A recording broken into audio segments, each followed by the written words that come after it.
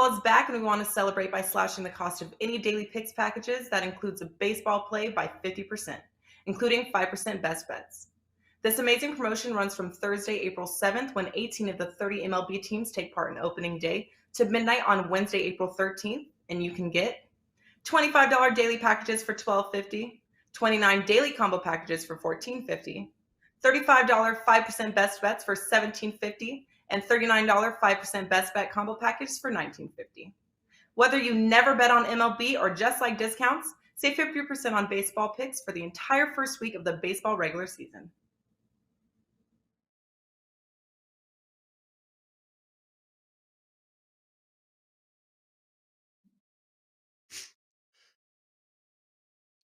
Good morning, guys. Happy Thursday. Welcome in right here to WagerTalk TV. You're watching Puck Time. I'm Andrew McInnis. I've got Carmine Bianco with me and Bryan Leonard as usual. 4 good games today. And I say that a lot of the times, but we actually do have 4 good games to break down today.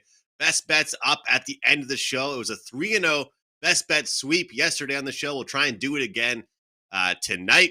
But let's bring in Carmine Bianco, my co-host. And Carm, the playoffs are among us, and we also have a playoff contest with Puck Time getting ready to roll here. So you have some details about it. You've done great with those contests, and the people have really appreciated it.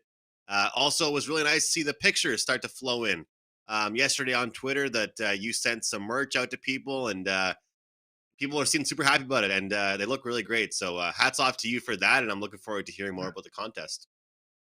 Yeah, I got some messages from some people, some DMs that I sent some stuff out to. Some were contest winners, and some were just people who regularly are part of our Puck Time Twitter accounts and my Twitter account. So I wanted to get some stuff out to them that I brought back from Vegas. I need to reload on stuff because I'm pretty much out of all the swag, but I do have one swag package left that I will be running a contest on Saturday on my Twitter, because I'm going to the Montreal-Toronto game, which could see the return of Carey Price between the pipes. I'm excited about it if it is. I've got to find myself a Montreal jersey because, I'm not wearing that other team's jersey to the game. With that said, guys, I'm putting together a playoff contest. It'll be a Puck Time contest. It is on a site called runyourpools.com.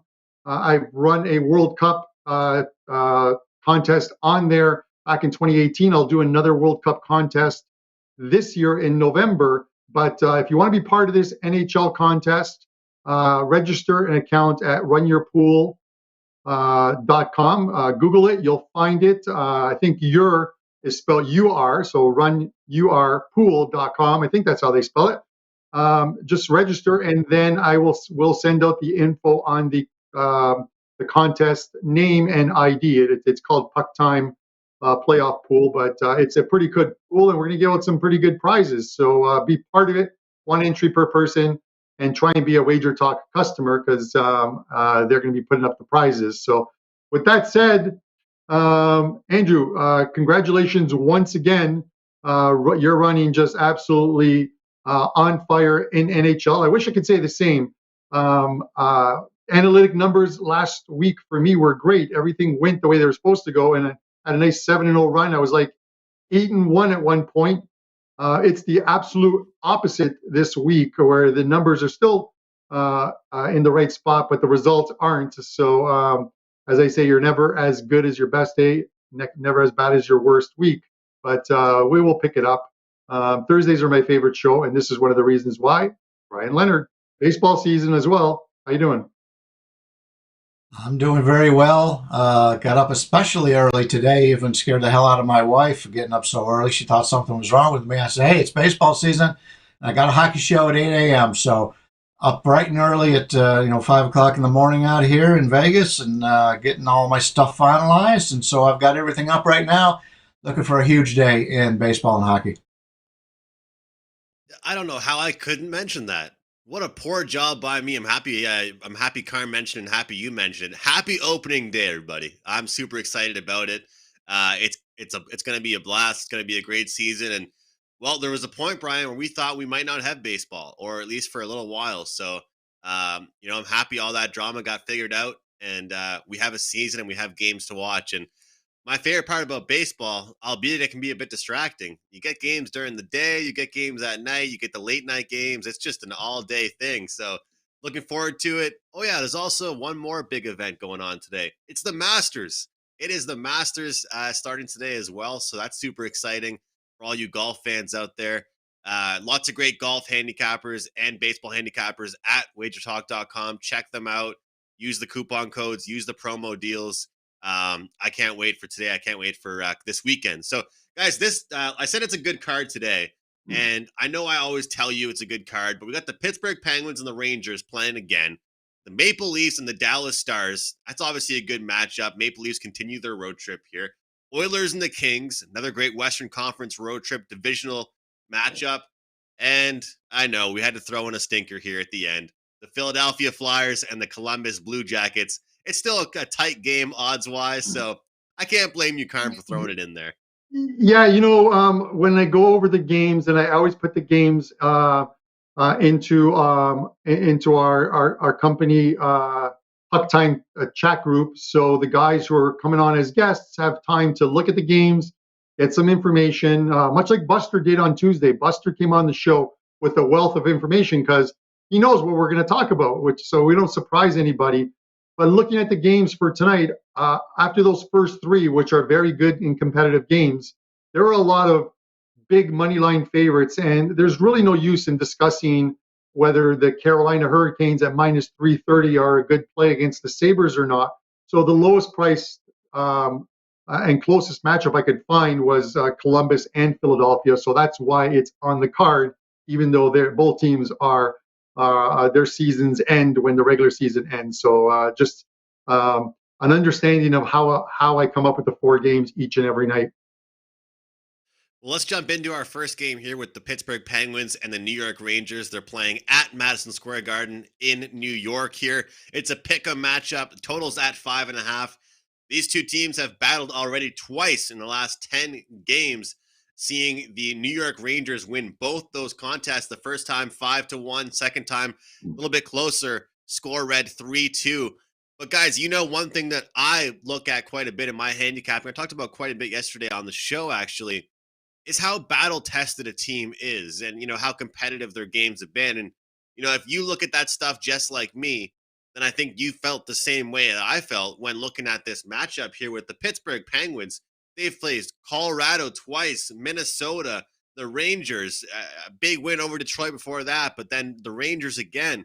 I'll tell you what, guys, it has not been a friendly schedule for the Pittsburgh Penguins as of late. It just has not been. And they've been battling.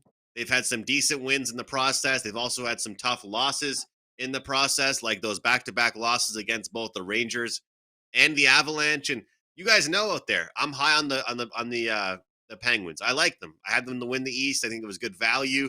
The funny thing is the odds have gone back to the exact spot that I got them at. So if anybody wants to tail me on that, I think it's still great odds at 8-1 for the Penguins there. A very veteran-built team and a team I think is going to slip under the radar. But it's hard to argue this revenge spot. I mean, the Penguins lost 2 straight games against them. They had to be frustrated losing 2 straight games against the Rangers earlier, just a few weeks ago. But the contrarian part here is the New York Rangers, guys, this is something I always talk about. They've played the Devils, the Flyers, the Islanders, the Detroit Red Wings. They've played some easier competition recently. And I talked about it yesterday with the Vegas Golden Knights, and we saw what happened. I think that is something that hurts teams when they play light competition and they end up going into a big game. Look, it's been a tough schedule for the Penguins recently, but I still lean towards them here. I feel like this game will bring more motivation for them. And, hey, let's quote Marco one more time.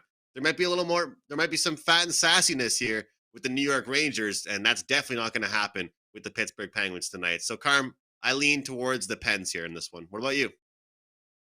Wow, like right off the bat, we are going to disagree on a game, Andrew. I don't know if that's a good thing for you or a bad thing for me, but when I look at how these teams have played, it just sort of mimics what the Rangers did with Tampa Bay, where they played them 3 times. They beat them all 3 times. There were a couple of close ones in there, but they just held over that team, and it just seems like they hold over this Pens team. I think the thing that is important to look at is while the Rangers have played some easy teams, they haven't played well. The game against Philadelphia and the game against the Islanders, they did not play well against those teams, and even that game against the Devils, that game looked like even in the third period that it could go either way until the Rangers got that third goal. So they haven't played their best, and yet they still win. And this team has a shot at winning the Metro. Still, they're just back of Carolina. They've got a shot to win this Metro. It's Shesterkin at home as well too. He should be the starter. Obviously, I've always talked about my feelings on if it's Shesterkin at home, I'm going to take the Rangers. If it's Georgiev, I'm going to lay off the game. So I'll wait until it gets confirmed. But in a game like this, I would think that you're going to see Jari, you're going to see Shesterkin in goal for this game.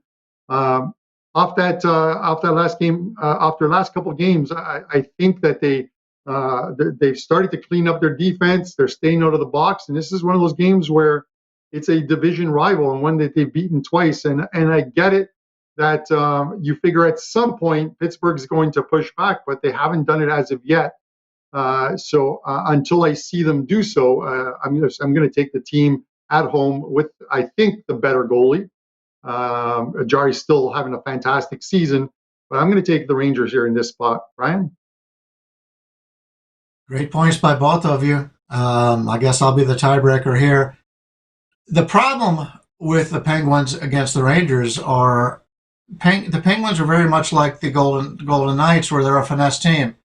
The Rangers are a heavy team, and certain teams just don't match up well, and that's been the case in this series, as the Rangers have really taken it to Pittsburgh in the last couple of meetings. And I agree with Andrew from the scheduling standpoint.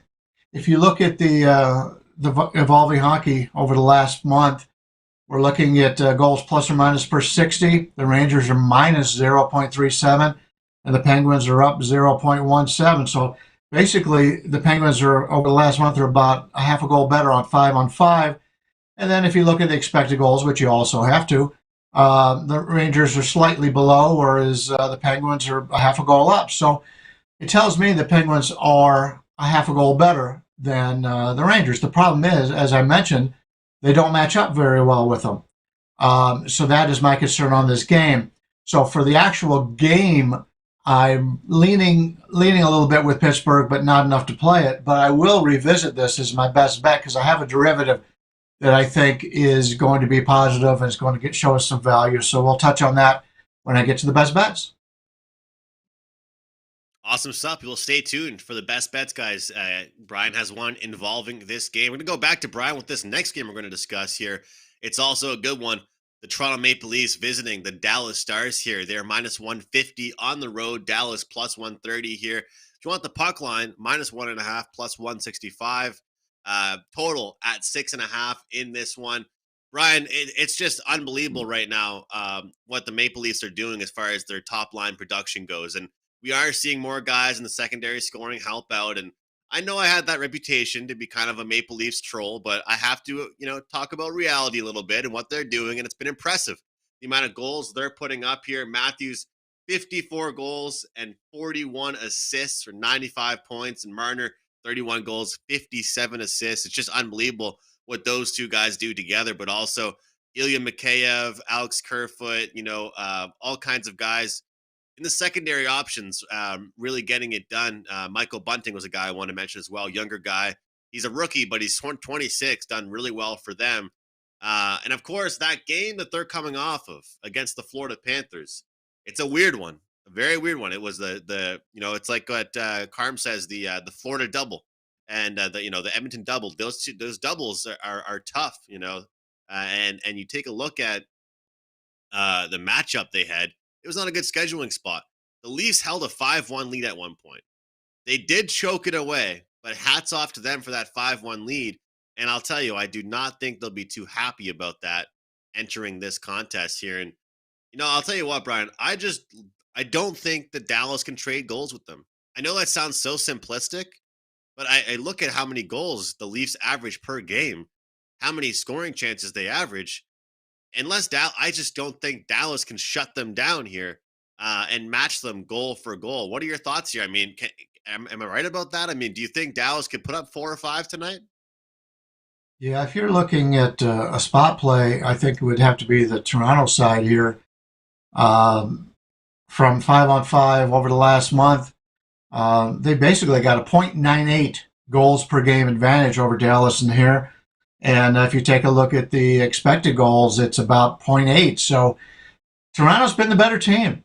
And you mentioned it. The problem is this is the third game in 4 nights for Toronto, but you know you're going to get the best of them because they blew that big lead.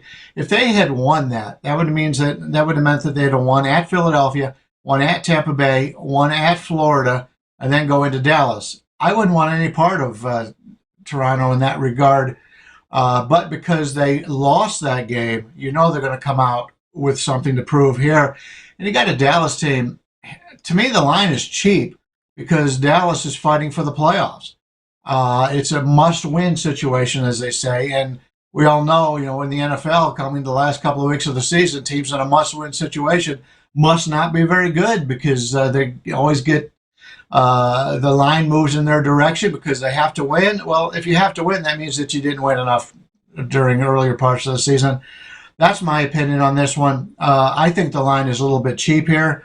Dallas, if Dallas didn't have to win to make the playoffs, this line would probably be 170, something in that range, based on the 1 goal advantage and expected and actual goals in 5-on-5 for the last month. So Toronto's the side for me, and there's some cheap numbers still out there. You can get it for less than 150. I think Toronto's the bargain at this price. What about you, Car? I mean, obviously it is a good spot for the Maple Leafs, but based on all the analytics, all the numbers here, Dallas has played better hockey lately, and they've been battling too, but they win games differently than the Maple Leafs win games, and I don't know if they can go goal for goal here with the Leafs tonight. What about you? Yeah, I'm not sure. I think we'll see some goals. I think Dallas will get goals in this game, which probably is going to make me lean to the over.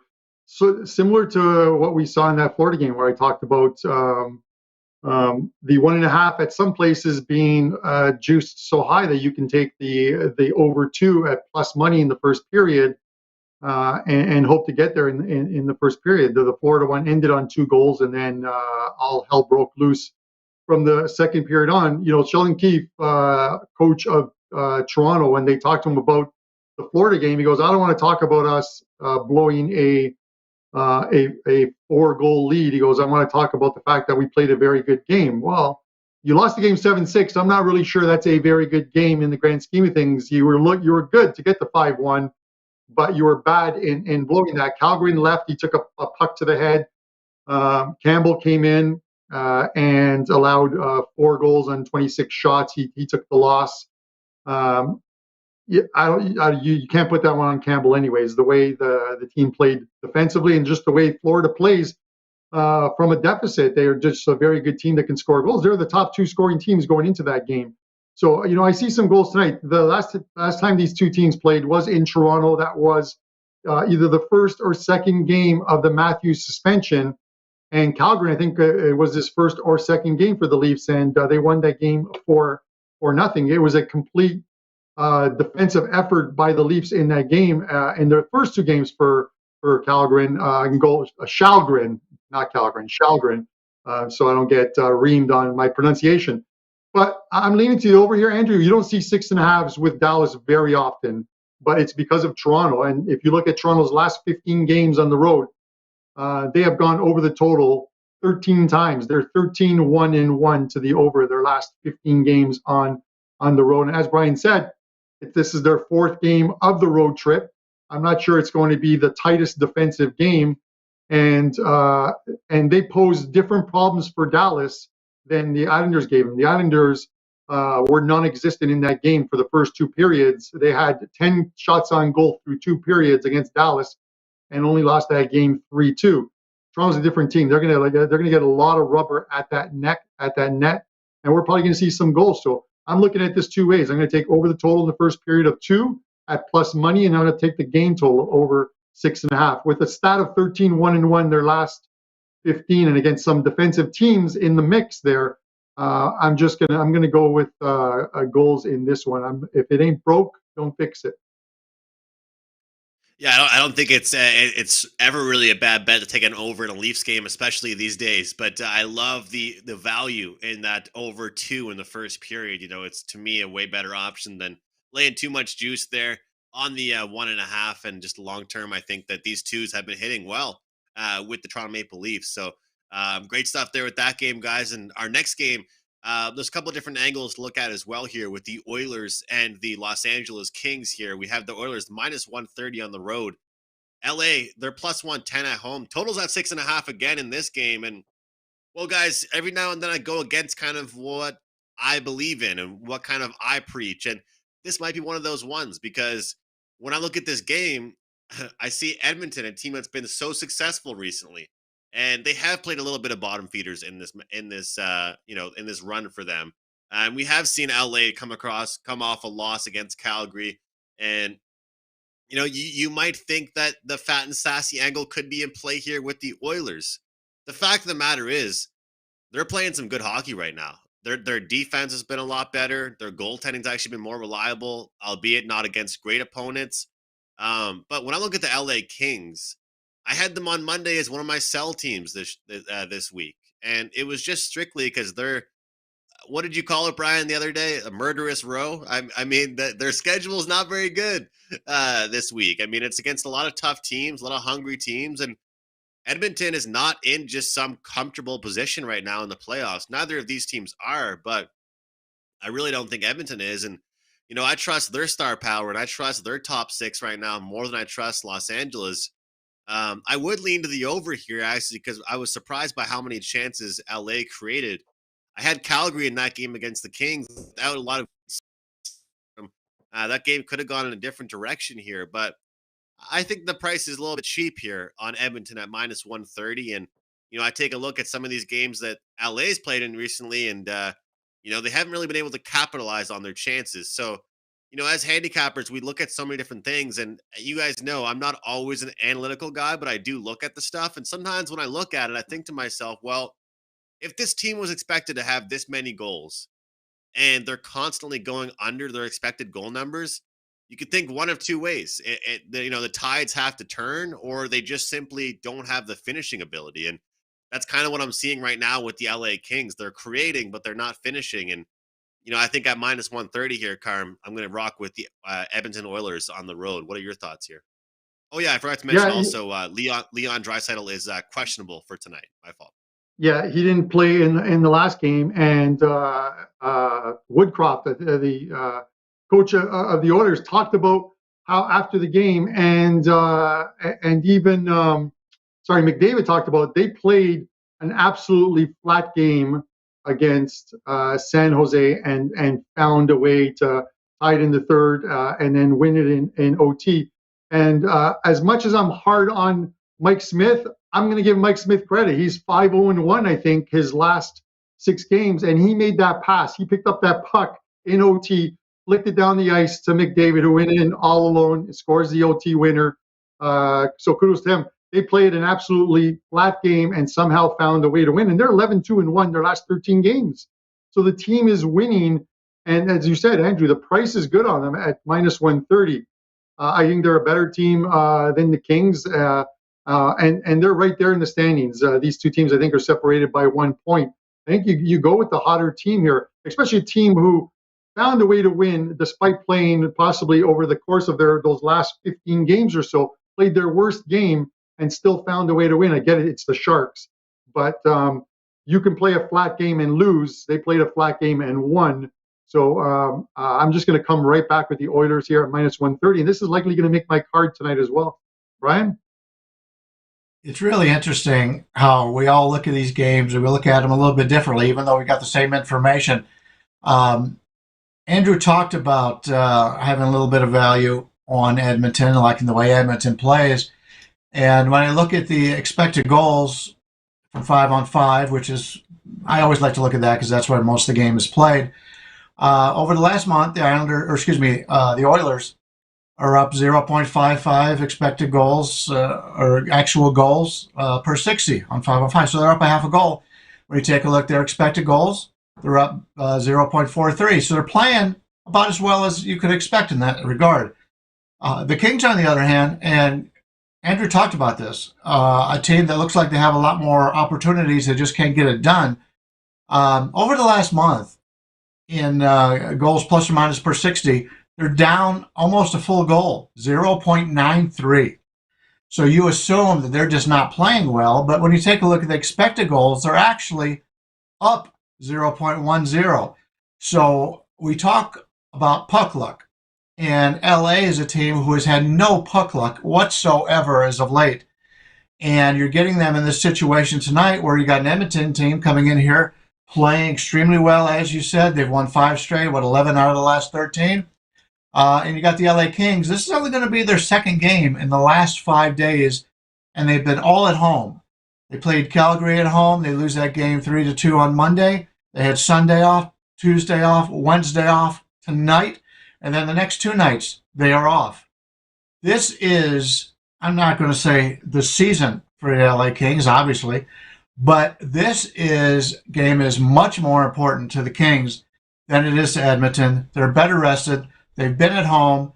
I like the Kings here. I thought the line, you said Edmonton was a little bit cheap. I think that's why, because the spot here for the LA Kings is very favorable, and I like the line here. For once, I agree with both, or disagree with both of you. Well, I do agree with what you're saying about the scheduling there, Brian, and there's no arguing that. I mean, this is a rested team and a great spot for them. I wanted to ask you, though, because I appreciate you mentioning those numbers. That's not something I always look at there. So not even just with this game, but just in general, for you personally, when should people not look at those numbers as much and just look at the puck luck, like you mentioned, and when should those numbers be like, okay, it's going to turn around? Because without even looking at those numbers, I do the same thing just off watching the games or looking at the scores and stuff. But like you said, with the LA Kings, I mean, their expected goal numbers are strong. But the fact is, if you look at their last 10 games, they haven't put up 4 or 5 goals quite often. So what would it take for us to be like, expected goals are one thing, but they just aren't finishing? Yeah, great question. One thing I do after every play I have, and I chart the entire league, but after every play I have, win or lose, I go back and show that it was a direct result of what happened. It should have happened. And I go back and use the expected goals doing that. And if I lose a game and the expected goal said I should have won, I'm still very confident those things are going to happen. So I lost it, but if the game was to be played 10 times, I would be on the right side more than 5 times. So that tells me that it was good. For example, yesterday in that Vancouver-Vegas game, Vegas could not find the goal whatsoever. They had so many opportunities. I had Vancouver first period as a big play. You had Vancouver right here on this show. But it tells me if that game was to be played 10 times, Vegas would probably win 6 of those 10 times because of the way the game played out. So If I would have had a play on Vegas yesterday and I walked away and said, man, they lose 5-1, that was a terrible play. No, it wasn't. It was just one of those things where the puck luck wasn't in your regard and your handicapping was right. So you always have to take a look at that. So there are many times, in fact, I was in the forum yesterday watching while you guys were doing the show, and people will say, I'm not playing. Vegas is hot. Vegas is hot. They won 5 straight. Well, a week ago, if you remember, 2 weeks ago, I was on there and I gave out Vegas in a play, and everybody thought I was crazy because they said, Vegas sucks. Vegas sucks.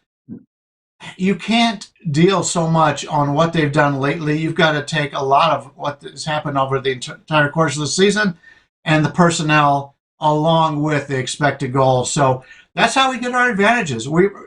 People like to play teams on a streak. I like to fade teams on a streak because you have to pay a higher price. So I'm looking for a team who's not playing well. And you've got an LA team right now. They've got their backs to the wall. The loss by Vegas last night helped everybody in that regard. But still, they have not been playing well. They're going to come out and give a full effort tonight. I know that. And Edmonton they're already missing one player. He may be back tonight, but still, they came out and they played the one game without a star player. And, Marco likes to use that all the time. And it worked out well for him yesterday. They didn't play well, but they got the victory. And getting a win is much more satisfying for a team than losing a game they should have won. And that's why I think I like LA in this game. And Brian, I'm going to jump in because I want to thank you for mentioning the analytical point of view, because I do the same thing. And last week, and this just tells you the variance that is in this game at times. Last week, every number that I looked at before the game and after the game went the way I thought it would, and the plays won. This week, it's the complete opposite in the sense of every number that I looked at before the game, I look at after the game, it's like, how did I lose this game? But I lost the game, and it hasn't been just one loss. It's been a bunch of losses. So you have a great week followed by a bad week, and the analytical numbers don't change because it's showing the team that should have won ended up losing. And I know it's just I'm doing the right thing, but you continue to plug away, trust the process, and the wins will come back. We can't all be 18-0 or 50-0 like Andrew there. My offer still stands. That never happens. Andrew, 25 wins, buddy. Come on, I'm flying you to Toronto. But with that said, Brian, to your point of the Vegas Golden Knights, they are undefeated this season at T-Mobile Arena when Carmine is in the stands. Just letting you know, 2-0. Wow. They're playing again next week against Arizona. You can take the other ticket with me. Somebody has to just fly Carm to Vegas, clearly, and just unload on the Vegas Golden Knights responsibly. But it sounds like you're the good luck charm there, Carm. This next game, we talked about it prior to the show. Guys, I'll be honest. I've stayed away from games involving bottom feeder matchups like this. The Columbus Blue Jackets playing host to the Flyers, -130 one way, +110 for the road team. And look, there's still money to be made. Don't get me wrong. Don't get it twisted. There's money to be made. Just personally for me, I haven't really been looking as hard at these type of games. So I'm going to kind of stay away and just take a look at it from this perspective. When I look at this Columbus Blue Jackets team, I believe they're going to fight till the end. I believe their team's going to fight till the end. But they get frustrated, I believe, Brian, because I think they're better than what they've done this season. For Philadelphia, they aren't better than what they've done this season. But I think they're motivated to kind of end the season off on a good note. And Columbus, the frustration levels are boiling with them. They're starting to take really bad penalties every game. They're losing to some teams they shouldn't lose to. This is kind of one of those situations for me where I look at dog or pass here. You look at the last time these two teams played. The result tells you this line should not be what it is really. So for me, I think it's going to be dog or pass. But I'm going to stay off this one. What are your thoughts here? I need something from you. I agree. I played Philadelphia in the first matchup, lost that game, and that was just recently.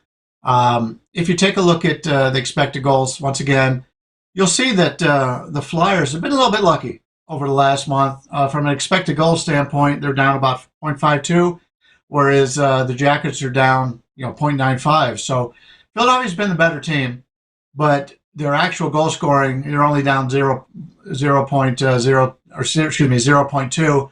They haven't been that good. So they've been a little bit lucky in that regard.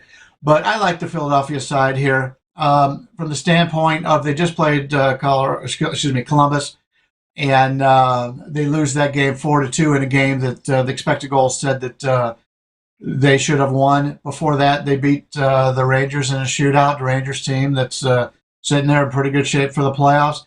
So Philadelphia's still playing hard. For the most part, I think all the teams are still playing hard. They're all professionals. They're playing for their careers. They're playing for future contracts. So, but I like the Philadelphia side here. Somewhat surprised by Columbus. Third game in 4 days for Columbus, by the way. They back-to-back against Boston, and that game went to overtime. Then they had the game against Philly.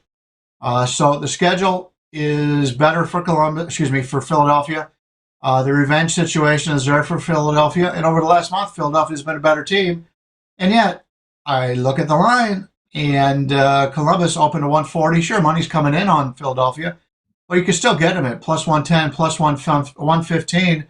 I think Philadelphia is a good bet tonight. I like Philadelphia.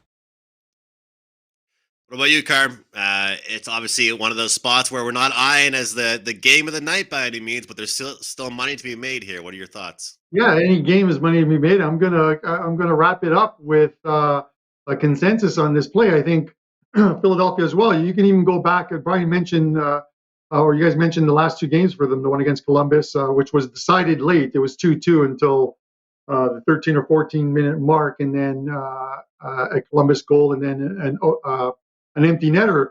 Excuse me.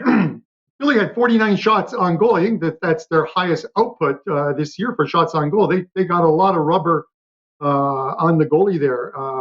And listen, they're playing out. You can go back even to their third last game when we're talking about the game against the Rangers they won, and then this last game against Columbus.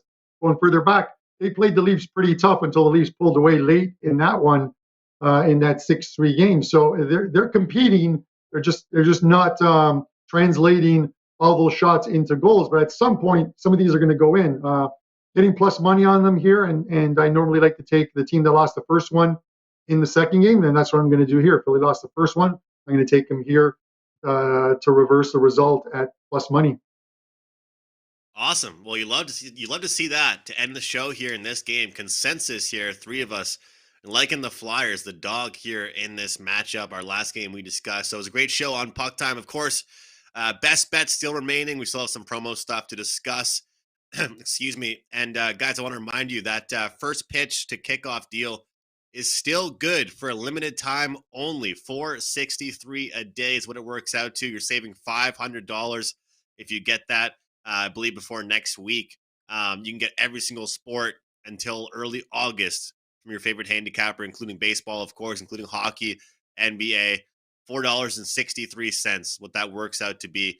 And right now, you save $20, I think, $250. That's the price you're going to pay if you want Brian, if you want me, if you want Carm, for the rest of the NHL, including all the way through the Stanley Cup, $250. Go to our capper pages, click on hockey, and you can grab that as well. Brian, let's go to you, man, for what you have up for us today. Happy opening day to you. It's going to be super exciting watching some baseball again. Of course, we have some hockey action. What do you have up for grabs tonight, and what's your best bet here on the show? Thank you. I appreciate it. Yeah, I've got a nice card up today. I've got 3 plays in Major League Baseball, all on the evening card, 3 plays in the NHL. That all go tonight, obviously. So a real strong card for today. I do want to give a little bit of a baseball tip for those amateur handicappers out there.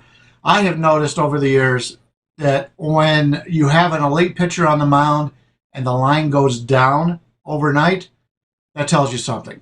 And normally, the general public likes to play on, let's just say, Bieber going for Cleveland today. They know Bieber's far better than the opposition in Greinke today. If the line had gone down off the overnight, let's say Bieber was a 150 favorite and it got bet down to 130, there's value on that underdog, even at a lesser number. There's a few games today in that regard. You'll have to go out and check it yourself. But if you have an elite pitcher and the general public is going to be on that pitcher and the line goes against him, you can make money betting on that during the baseball season. So just a little bit of a tip there. I talked about my best bet a little bit earlier. I'll go back and touch on it, and that'll be the Pittsburgh New York Rangers game. Liked everything about Pittsburgh except for the matchup, because the Rangers are a heavy team and Pittsburgh doesn't match up well with them. The Rangers have beaten them both times they have played. Very similar to yesterday, the Vancouver game against Vegas. Vegas, I believe, was 10-0-2 against Vancouver, but the line showed that there was value on Vancouver. Congratulations on your best bet, I believe, was Vancouver yesterday. But I used the first period yesterday in that game, knowing that Vancouver outplayed Vegas in the previous matchup and lost that game 3-2 in overtime. And they had their backs to the wall for the playoffs. So they came out in the first period. Vegas scored the first goal, wasn't looking good for a while, but then they come back and score the next 2 in the first period. And Vancouver was a nice plus 125, 130 underdog winner in that regard.